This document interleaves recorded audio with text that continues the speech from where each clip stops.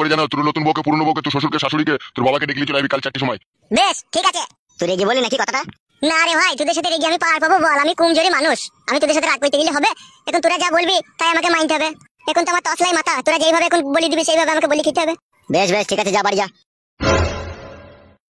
Good morning ভাই কালো কুকুর, তোমাকে সুখ শান্তি করতে দিচ্ছি না তোকে, খালি সময় হোক। কি হলো আবার দাঁড়ালি কেন? যা। দেখছি তো।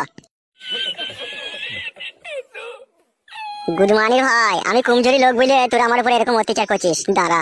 কি হলো আবার তাকাচ্ছিস কেন? টাকাই তো পাবো না, গেছি তো আমি। তা যা, আবার যাচ্ছিস দিতে আবার দাঁড়াচ্ছিস কেন? উস্তাদ, চিন্তা করার কোনো প্রয়োজন নাই, আমি আছি তো। আমি এমএলএ, আমার হাতে এখন ওদের চাবিকাঠি।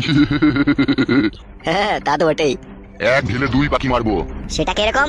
নারকেল বেগম আমার হয়ে থাকবে, আর নারকেল বেগমের মেয়ে তোদের হয়ে থাকবে, তোরা ওকে খাবলা খাবলি করবি। নারকেল বেগমের মেয়েকে খাবলা মারতে পারবো?